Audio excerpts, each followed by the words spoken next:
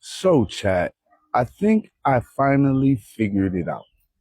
Why it is I get so many comments like this, like I suggested that all European knights were black, because I've never said that. Why I get so much hate, so much pushback for just trying to exist in this space. And I think I finally figured it out. You see, medieval knights, the Roman Empire, the Legion, you know what I mean? Ancient Greeks. These are all things that are seen as peak white masculinity.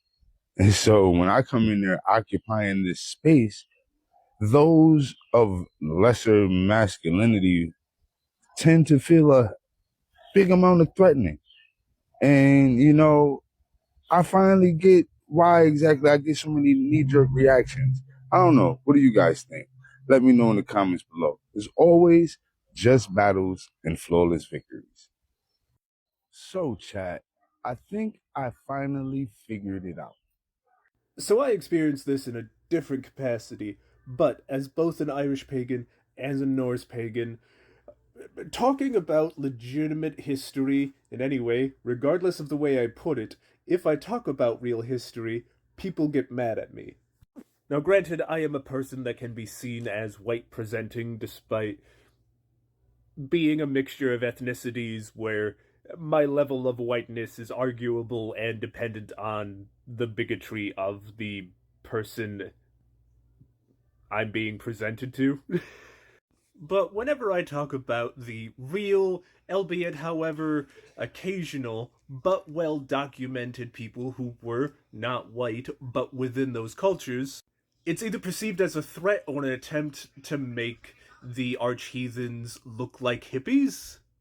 Which is not the case, but there is a very perceived way of how people think the world should be, so they put that on earlier time periods that didn't even have the concepts that they're basing their ideals off of.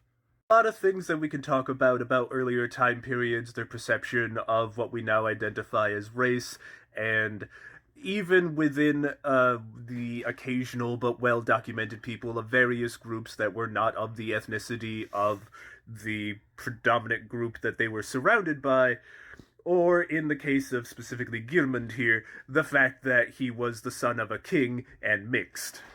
There is a variety of things that we can go over with so many of the specific conditions of the people that we have documentation of, but it kind of all seems to go towards basically the idea that if you were of a culture, in the case of the arch-heathens, if you were of a tribe, you were of the tribe regardless. But so many people will take us admitting that these are occasional or just the fact that, actually they do exist as an attack in saying that, oh, all of the things were like this. Usually also promoting a complete misunderstanding of a lot of other things from that time period, but that will make this video even longer.